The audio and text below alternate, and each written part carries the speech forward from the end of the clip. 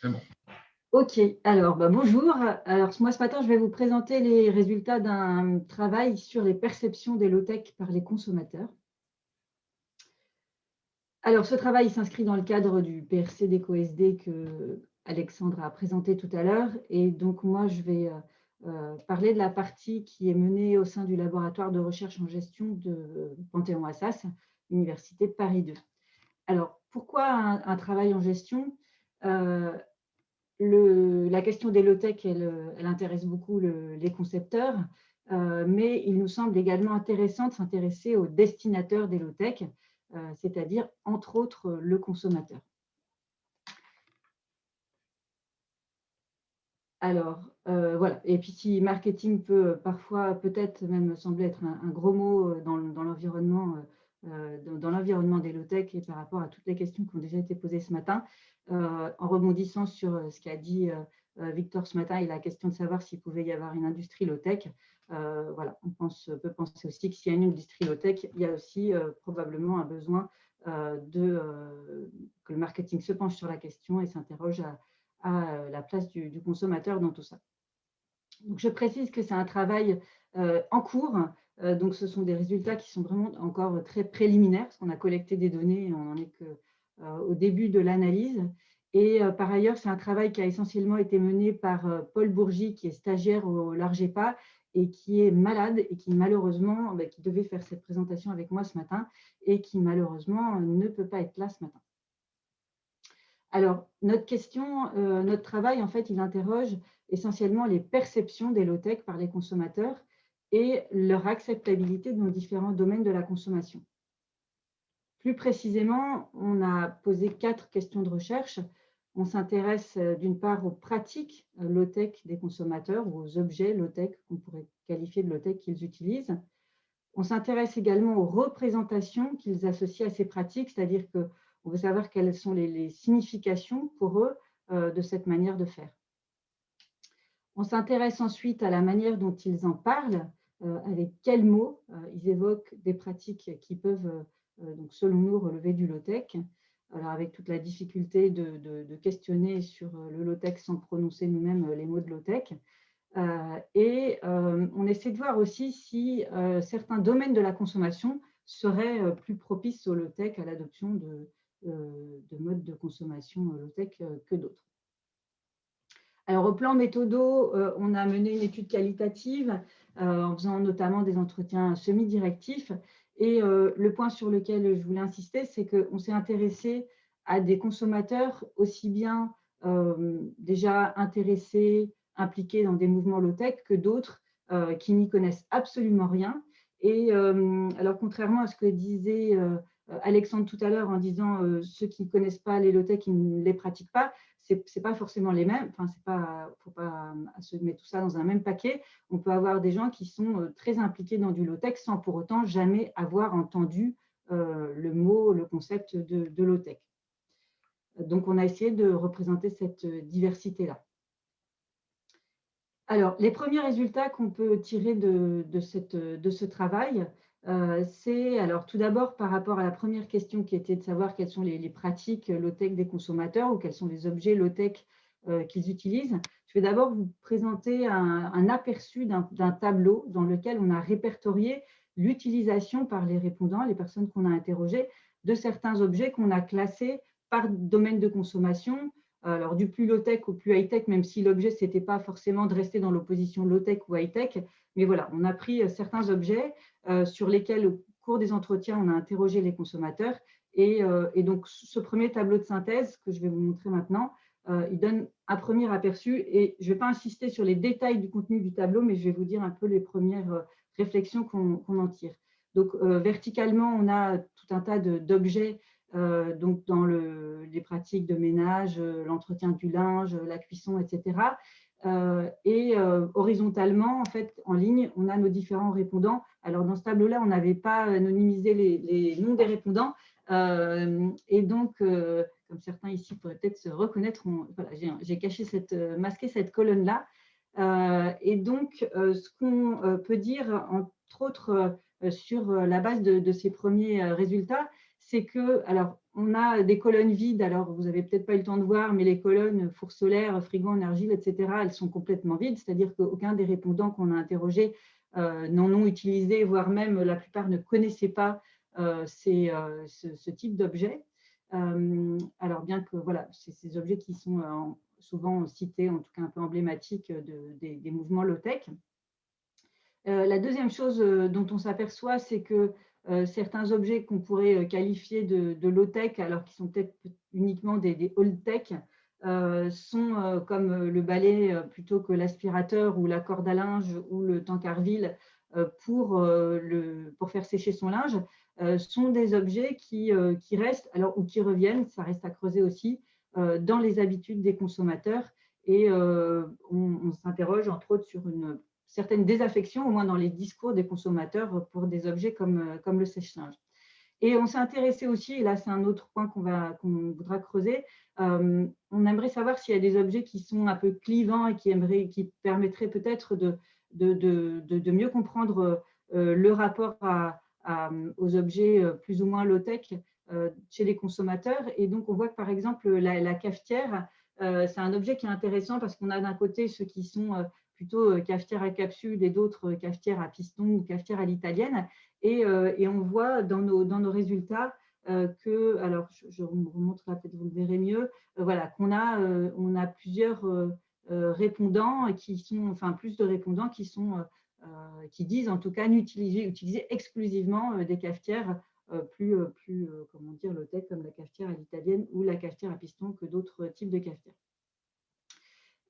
L'autre chose qu'on remarque aussi, c'est qu'on a une forte variabilité intra-individuelle de ces pratiques-là, c'est-à-dire qu'un même individu peut avoir recours à des objets plus low-tech ou des pratiques plus low-tech dans certains domaines de sa consommation et être au contraire très versé dans la sophistication, le high-tech dans d'autres domaines. Le deuxième volet de nos résultats, c'est sur les représentations des low-tech. Et donc, on s'est intéressé aux motivations, enfin, ce qui ressort de deux éléments que je voulais présenter ce matin, ce qui ressort en termes de motivation et de frein à l'adoption des low-tech et la manière dont ils abordent la question de la désirabilité des low-tech. Alors, sur les motivations et les freins, en fait, on voit apparaître un certain nombre de choses qui ne nous ont pas particulièrement surprises et donc sur lesquelles je n'insisterai pas ce matin. On voit apparaître des motivations économiques parce que souvent, les objets, les approches low-tech sont plus économiques. Évidemment, c'est le fil à linge, à la fois dans l'achat et dans l'usage, c'est plus économique que le sèche-linge. Donc, c'est parfois une motivation pour des approches low-tech. On voit aussi des motivations écologiques, évidemment, moindre consommation d'énergie, moindre production de déchets, des objets low-tech qui sont plus durables, etc. Et on a aussi, alors ce n'est pas forcément surprenant, mais c'est intéressant parce que, comme disait tout à l'heure Audrey, là c'est vraiment caractéristique des approches low-tech, on voit qu'il y a une appétence pour des solutions qui sont plus adaptées aux besoins, qui répondent aux justes besoins du consommateur et qui se concentrent sur les fonctions essentielles. Et cette motivation-là, elle s'exprime souvent un peu à travers une critique plutôt de solutions plus sophistiquées, qualifiées souvent de gadgets.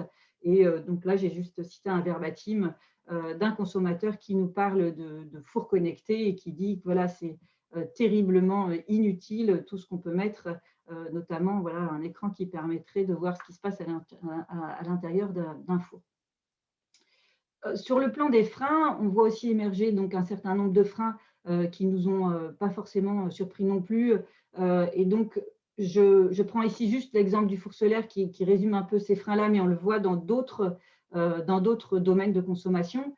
Les solutions low-tech sont parfois pas forcément très accessibles, notamment en termes de compétences nécessaires, parce qu'on ne sait pas forcément se servir de ce type d'objet. C'est pas toujours simple d'utilisation. Il y a aussi le poids des habitudes.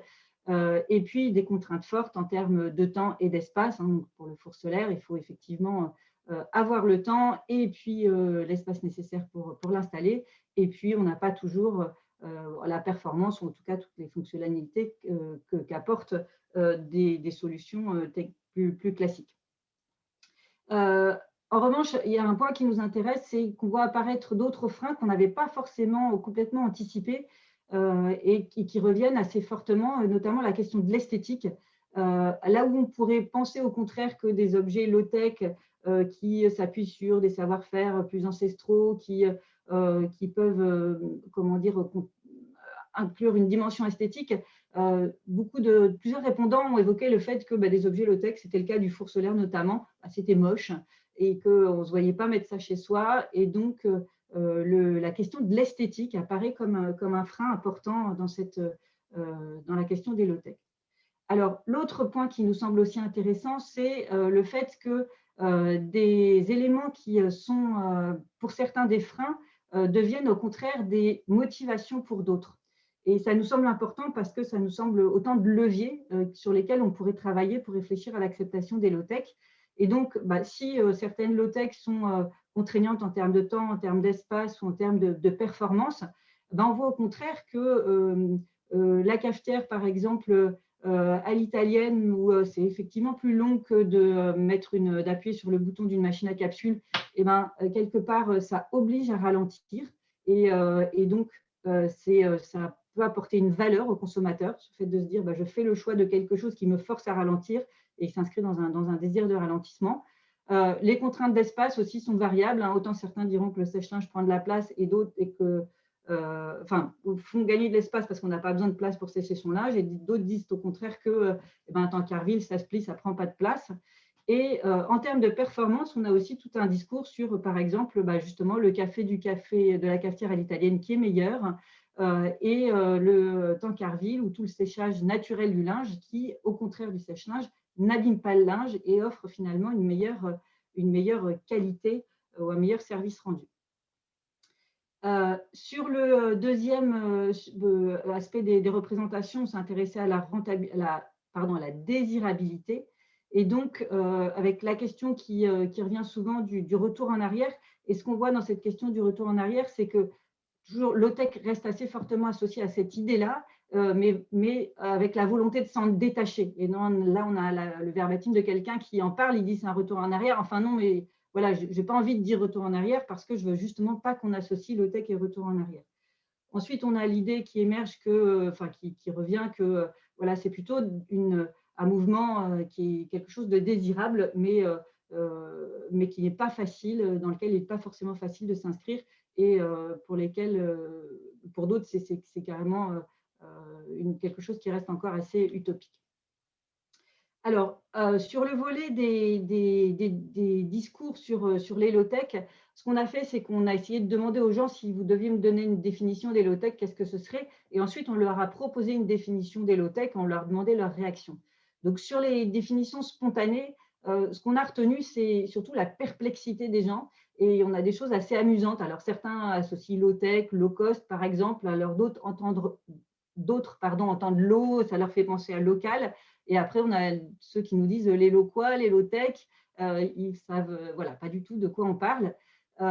Et donc, voilà. Donc, pour dire que le concept est encore assez quand même peu connu, en tout cas des personnes qu'on a interrogées. Ce qu'on voit, c'est que pour donc ceux qui ne sont pas forcément qui ne connaissent pas bien le sujet, ils associent en tout cas les pratiques low-tech à des notions de décroissance, d'inverse de high-tech, etc. Et puis pour les experts, alors je ne reviendrai pas parce que ça revient justement sur ce qui a été dit dans les présentations précédentes. Nous, on s'est plutôt intéressé là sur les définitions à ceux qui ne connaissaient pas les low-tech. Quand on leur propose une définition des low-tech, on voit que les consommateurs ont plutôt des réactions positives.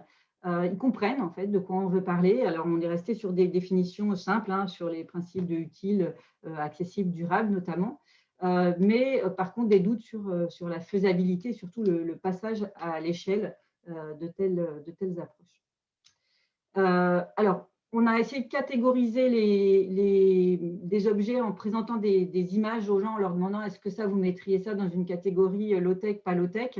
Et donc, on s'aperçoit que, comment dire, pour certains objets, comme la cafetière à l'italienne, par exemple, certains vont dire que le même objet est low-tech, d'autres vont le classer dans pas low-tech. Certains disent qu'un aspirateur, c'est low-tech, par exemple, d'autres non. Et ce qu'on voit, c'est que c'est plutôt lié, en fait, alors pour certains aux caractéristiques des objets, pour d'autres à l'usage qui en est fait, et pour d'autres encore, à la manière dont on a acquis l'objet. Voilà, et pour terminer, en fait, on s'est intéressé à ce que ça pouvait vouloir dire le tech dans le numérique. Alors, on voit que c'est encore, alors là, on est vraiment qu'au début de l'analyse de nos entretiens sur ce point-là. C'est pas facile pour aujourd'hui les gens de voir ce que le tech et le numérique pourraient avoir en commun. Mais pour autant, on a des éléments qui ressortent qui ne sont pas très liés aux principes, aux low-tech qui ont été évoqués jusqu'à maintenant. Mais on y voit plutôt des questions de partage et de collaboration, alors de recentrage sur des fonctions des objets essentiels. Et on pense aussi à tout ce qui est reconditionné et seconde main qui permettrait en tout cas peut-être de sortir d'une approche très high-tech du numérique. Je conclus pour dire que voilà, ce travail, il essaie de nous aider à mieux comprendre le rapport qu'on a au low-tech, d'identifier des freins qui pourraient être des points de vigilance, donc la question de l'esthétique par exemple, ou à l'inverse des leviers sur lesquels on pourrait s'appuyer pour faciliter l'acceptation des low-tech. Par exemple, donc l'idée qu'effectivement low-tech, ce n'est pas forcément moins bien, ce n'est pas forcément retour en arrière, mais au contraire, ça peut permettre dans certains domaines d'apporter des solutions encore meilleures que ce qu'on peut avoir aujourd'hui, ou un résultat meilleur que ce qu'on peut avoir avec des objets beaucoup plus sophistiqués. Voilà, on s'aperçoit aussi que le concept de low-tech, alors donc moi j'ai beaucoup entendu, surtout par des ingénieurs et des gens très impliqués dans les low-tech, que c'était un concept qui faisait peur et qui est un peu repoussoir et qu'il fallait peut-être réfléchir à utiliser d'autres mots, mais on s'aperçoit qu'en fait, en tout cas nous, dans les consommateurs qu'on a interrogés, les représentations ne sont pas si négatives, ça ne fait pas si peur. Voilà. Par contre, peut-être que c'est un concept qui est un peu, voilà, des mots qui sont pas très parlant et pas facile à comprendre, mais c'est voilà, des questions à poursuivre. Et donc, voilà, il y a plein de limites dans notre travail, et entre autres celles liées au fait que le travail n'est pas terminé. Voilà, et je suis à l'écoute de vos questions et de vos réactions. Merci beaucoup. Merci Isabelle. N'hésitez pas du coup à prendre le micro et poser vos questions. Du coup, il y a une question d'Océane qui dit à quelle population le concept low-tech fait-il peur du coup? Les technophiles, les technosolutionnistes? Voilà, c'est les questions. Alors, en tout cas, nous, dans les personnes qu'on a interrogées, hein, il n'avait pas l'air de faire vraiment peur. Voilà. Et moi, j'ai livré cette impression que j'avais, notamment à la suite de différentes discussions que j'ai eues avec des personnes qui sont dans des low-tech labs et autres, et qui me disaient que, enfin, j'ai eu le sentiment que ça faisait plus peur aux ingénieurs, finalement, ce mot-là, que peut-être aux consommateurs lambda. Mais là, je livre juste une impression qui n'est pas liée à nos résultats. Ok. Si quelqu'un a une question, qui n'hésite pas à prendre la parole, sinon on va passer à la prochaine présentation. Moi, j'ai une remarque en tout cas, mais j'allais la taper, mais la question de l'esthétique me paraît absolument, enfin, un point extrêmement bien vu dans l'étude. Je n'avais pas du tout pensé à ça. Je dis en tant que l'esthétique est une conséquence de l'éthique. Je parle de philosophie là. Et donc, si par exemple, je veux, pour prendre un exemple, un objet parfaitement lisse, parfaitement artificialisé, par opposition à un objet poilu, rugueux et odorant, finalement, d'une certaine façon, je continue de glorifier l'artificialisation et la haute technologie et comment dirais-je, l'éloignement vis-à-vis du vivant.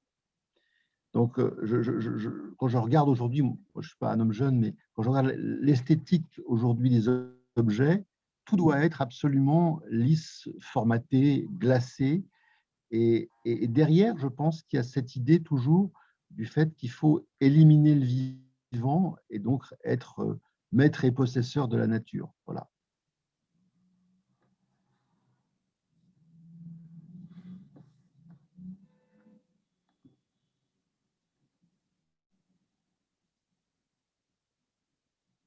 J'ai été déconnecté. Oui, merci. C'est intéressant comme Mais je pense qu'effectivement, cette question de l'esthétique, il va falloir la creuser. Et plus simplement, alors sans répondre directement à ce commentaire, j'étais en train de penser à une autre chose, c'est que, comment dire, on a quand même une opposition, donc rien à voir avec la question du rapport à la nature, mais entre ceux qui vont, comment dire, rechercher une esthétique dans des objets plus simples. Si on reprend l'exemple de la cafetière, hein, souvent la cafetière à l'italienne, moins sophistiquée qu'une machine à capsule, par exemple, on va en louer l'esthétique. Voilà. Alors que d'autres, au contraire, voilà, associent au low-tech des choses effectivement assez du bricolage, de choses finalement, voilà, l'aspect bricolé, pas très fini et moins beau.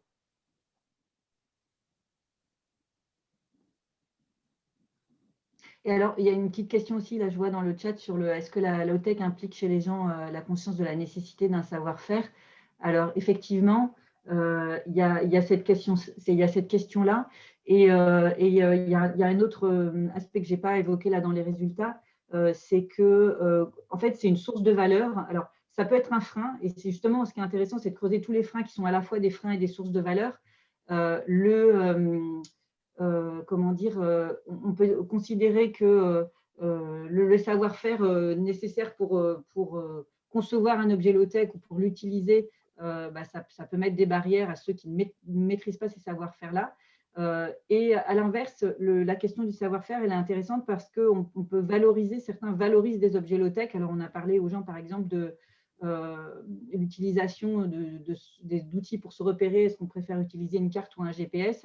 Et certains préfèrent utiliser une carte parce que justement, ça leur permet de développer ou d'entretenir un savoir-faire sur le fait de savoir soi-même se repérer, plutôt que de confier ce savoir-faire à des objets qui vont quelque part nous faire perdre ces savoir-faire et ces compétences-là. Victor, vas-y. Je me demandais pourquoi personne n'écoutait, mais je n'avais pas mon micro allumé. Mais vas-y, c'est bon, on peut le faire. Mais très rapidement, du coup. Non, mais c'est des remarques parce que c'est des questions. L'approche objet avec la typologie proposée par Isabelle est intéressante, surtout avec. On sait que quand on prend des objets précis comme la cafetière, et les questions dans le chat, en fait, la question est de savoir. Moi, ce matin, j'ai dit ma préférence pour une école, mais soit on focalise sur des objets et on est capable de dire, OK, cet objet-là est plus low-tech que celui-là. Parce qu'on va avoir une approche, alors justement, il faudrait préciser, mais est-ce que les indicateurs environnementaux seuls suffiraient à dire que la cafetière italienne est préférable à la cafetière connectée? C'est une évidence. Mais la question qui est posée, moi, telle que je le disais ce matin, tel que ça a été reprécisé ensuite, c'est qu'effectivement, le low-tech, il ne peut pas y avoir de low-tech là où on est un consommateur passif dans un supermarché, indépendamment de l'objet vendu. Et donc, du coup, la participation à la construction de cet objet, alors les constructions, je ne suis pas naïf, mais au moins sa maintenance, d'où la nécessité de faire des objets ouverts, alors, et voir à quoi ça pourrait s'appliquer dans les exemples donnés, est constitutive de la définition du low-tech. Et dans ce cas-là, effectivement, l'entretien est biaisé parce que la question posée à Océane, pourquoi parler de consommateur? C'est que c'est un entretien qui est posé aux citoyens autant qu'aux consommateurs. Mais voilà. Est-ce que ces deux approches, voilà, comment combiner ces deux approches? Celle qui insiste sur la contribution au milieu technique et donc voilà, dans lequel et l'approche objet qui vient d'être présentée et qui est une réalité aussi voilà, et qui participe merci des objets connectés et pour aller dans le sens, et je terminerai de parler, mais moi, tu vois, l'exemple qui était dit, la citation, j'aimais beaucoup, l'exemple du four connecté. Il faut bien comprendre que ce qu'on nous présente comme de le high-tech est un objet bête, technologiquement bête, c'est-à-dire avec qui n'est pas fait pour durer, voilà. Isabelle, tu veux réagir Je peut-être? voulais Mais juste après, il va falloir qu'on passe à la suite. Ouais. Oui, je voulais juste préciser une chose, c'est qu'effectivement, alors moi j'emploie volontairement le terme de consommateur parce que voilà, je suis en marketing et comment dire, et qu'en fait on est tous un peu consommateurs. Et alors, on pourra en redébattre et je pense qu'il y a plein de débats qu'il faut qu'on poursuive sur les rapports entre l'ingénierie et le marketing et entre voilà, enfin, plein d'autres questions. Et donc l'idée, c'est pas non plus de réduire l'individu au consommateur, c'est plutôt de dire que quelque part, on est tous quand même un peu consommateurs, même si effectivement, si on veut parler low-tech, on ne doit pas rester juste dans une logique de consommation et qu'il faut évidemment prendre en compte aussi une logique de participation et sortir le consommateur de son rôle de pur consommateur pour qu'il soit aussi acteur et producteur. Très bien. Merci. Ben, merci.